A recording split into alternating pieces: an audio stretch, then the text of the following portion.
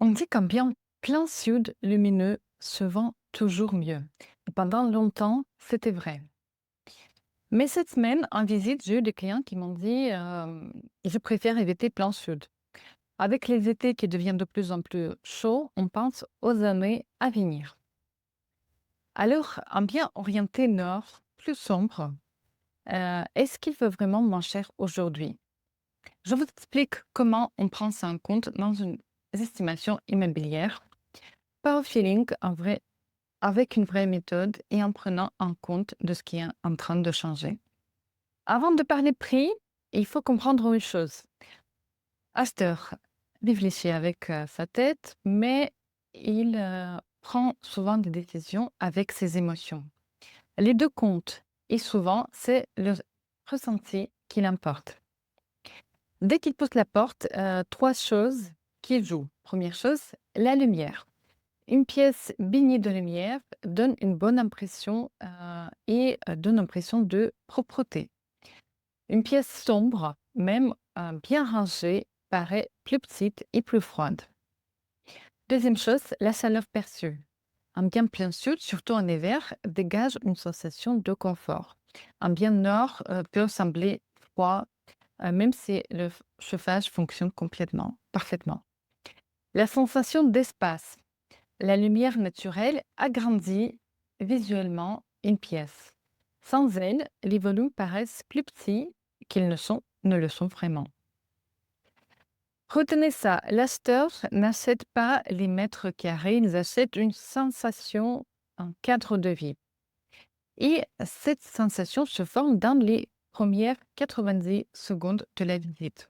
C'est là que l'exposition joue son rôle, avant même que l'acheteur ait vu la cuisine, les chambres et d'autres pièces.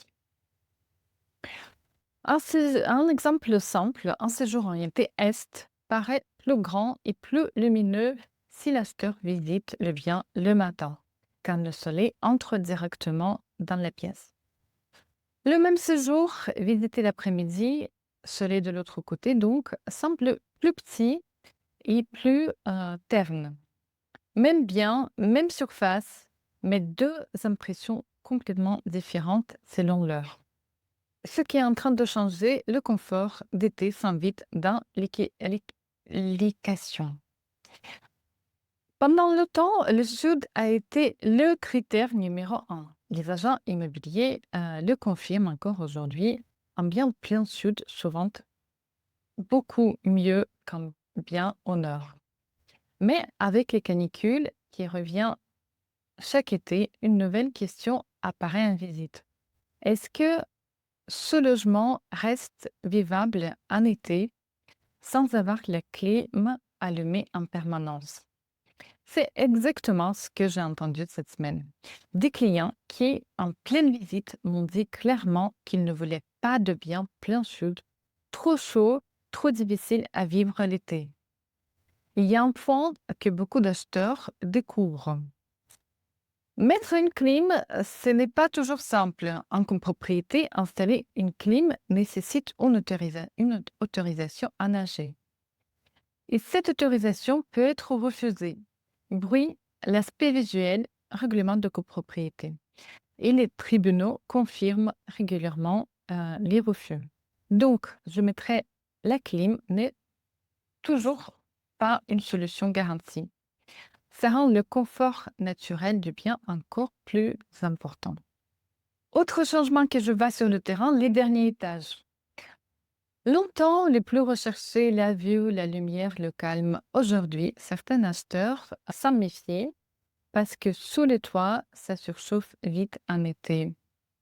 La chaleur entre directement par la toiture, le toit chauffe au soleil toute la journée et sans bonne isolation, l'appartement devient une fournaise.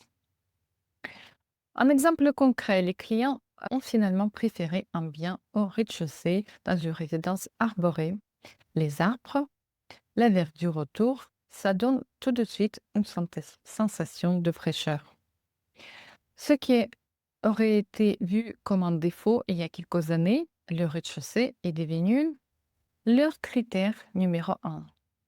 Et j'ai même eu la demande que je ne voyais jamais avant, les acheteurs qui ont demandé une deuxième visite exprès pendant la canicule. Le but, venir en plein pic de chaleur, rester quelques minutes et sentir par eux-mêmes si le bien reste supportable. Ça montre à quel point le confort d'été devient un vrai critère de décision. Et ce n'est pas le cas isolé. C'est un vrai sujet qui monte dans la presse immobilière en ce moment. Le confort thermique d'été commence à peser dans les décisions d'achat autant que le chauffage et presque autant que le prix et l'emplacement pour certains acheteurs.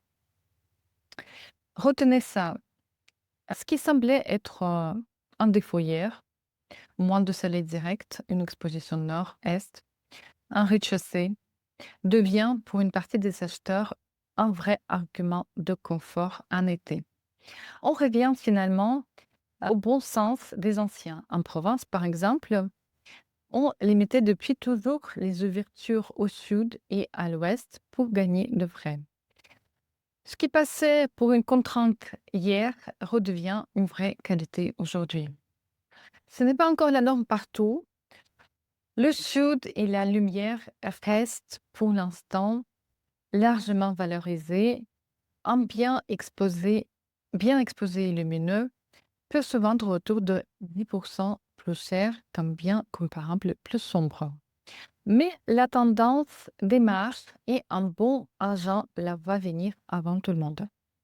Maintenant, une question concrète. Est-ce que ça se traduit vraiment en euros? La réponse est oui, et je vous explique comment. Attention toutefois à une confusion fréquente. Nord ne veut pas dire sombre. Un bien orienté nord, avec de grandes fenêtres, ou alors en hauteur sans vis-à-vis, avec une vue dégagée, peut être très lumineux. Et un bien plein sud coincé entre les deux murs peut être sombre. Ce qui compte vraiment, c'est la lumière que l'acheteur ressent en visite. Et là, les chiffres sont clairs. Un bien lumineux se vend environ 10% plus cher qu'un bien comparable, mais sombre. La luminosité, ça se compte en milliers d'euros. L'exposition certainement ne change pas le prix mètre carré de référence du quartier. Ce prix reste basé sur le marché local, les ventes comparables et les caractéristiques du bien. Ce que l'exposition change, c'est où une position le bien dans la fourchette du prix. Un bien lumineux qui capte bien la lumière naturelle, traversant avec de grandes fenêtres en hauteur sans vis-à-vis, on le positionne dans le haut de la fourchette. Un bien sombre, avec peu de lumière naturelle, avec du vis-à-vis, au rez-de-chaussée fermé, avec peu d'ouverture, se positionne dans le bas de la fourchette où on ajuste le prix de présentation en conséquence. Ce n'est pas une pénalité arbitraire, c'est du réalisme. Un acheteur qui visite deux biens avec les caractéristiques similaires va naturellement se projeter davantage sur celui qui est lumineux. Et ça se voit dans les négociations. Un exemple pour comprendre comment un critère dit invisible finit par peser sur un prix, le DPE. Il y a quelques années, personne ne regardait la lettre du DPE avant d'acheter. Aujourd'hui, un logement classé F ou G en passoire thermique peut perdre jusqu'à 10 à 20% de sa valeur, simplement parce que ce critère est devenu visible et connu par tous les acheteurs. Le confort d'été pourrait suivre la même tendance.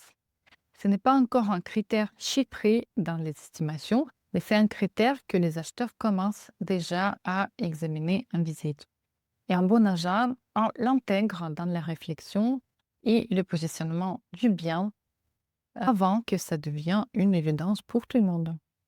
C'est pour ça qu'une estimation sérieuse ne se limite jamais au prix au mètre carré, elle prend en compte le vécu réel en visite. Il y a un piège dont peu de gens parlent. Le DPE ne mesure pas le confort d'été. Il a même été réformé en janvier 2026 pour favoriser les logements qui sont chauffés à l'électricité. Certains biens ont gagné une lettre. Ils passent de F en E, de E en D, sans le moindre travaux. C'est une bonne nouvelle pour les verts et la consommation. Mais ça ne dit rien sur la chaleur qu'on ressentira en pleine canicule. Un exemple concret, les vieux bâtiments en pierre ou en briques épaisses ne sont pas toujours bien notés en DPE. Pourtant, leurs murs massifs absorbent la chaleur dans la journée et la relâchent doucement la nuit. Résultat, ils restent souvent plus frais et plus stables en été qu'un logement récent aux murs plus fins, mais mieux classés. Le DPE ne le voit pas, mais l'acheteur, lui, le ressent en visite. La bonne nouvelle, un bien mal exposé n'est pas condamné. On peut compenser et bien le vendre. Voici ce qu'on met en place concrètement. Les luminaires. On multiplie les points de lumière artificielle, lampadaires, spots, lampes d'appoint. L'objectif qu'aucun coin de la pièce ne reste dans l'ombre pendant les visites. Le homestaging. On travaille les couleurs claires, les miroirs pour renvoyer la lumière, un mobilier léché qui n'étouffe pas la pièce. Chaque détail compte pour ouvrir visuellement la pièce.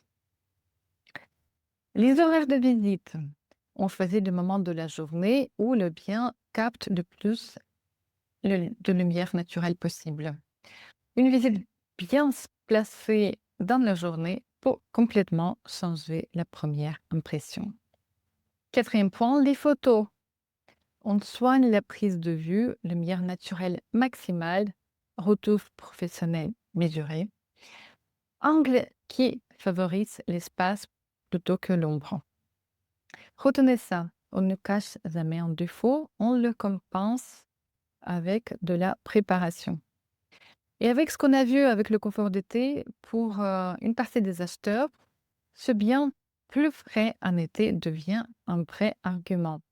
On le dit clairement en visite. Sans exposition plein sud écrasante, on reste au frais l'été sans faire tourner la clim en permanence. Et bien sûr, on a encore la clim. Pour certains acheteurs, c'est ce qu'ils recherchent. Chez Astra Immobilier, l'exposition fait partie des critères qu'on regarde systématiquement, au même titre que les tâches de DPE et la présence en extérieur. Concrètement, dans notre méthode d'estimation, on croise les prix au mètre carré de référence du quartier avec les ventes réelles comparables. Nous disposons d'outils permettant de simuler la pénétration du soleil dans une pièce en toute saison. On ajuste ensuite ce prix selon les atouts et les points faibles du bien, et l'exposition en fait partie.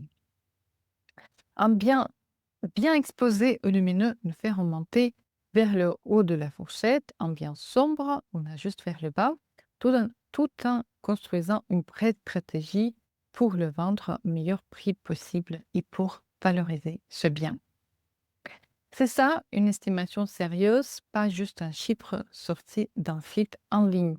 C'est une lecture complète du bien, y compris ce qui ne se voit pas sur l'annonce.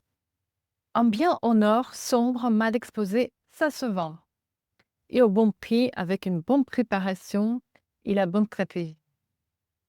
Si vous voulez connaître la vraie valeur de votre bien, demandez votre estimation avec Astra Immobilier. On est là pour ça. Contactez-nous pour votre estimation gratuite. Un bien bien estimé, c'est un bien qui se vend. Ni trop haut, ni trop bas, au juste prix avec la bonne stratégie.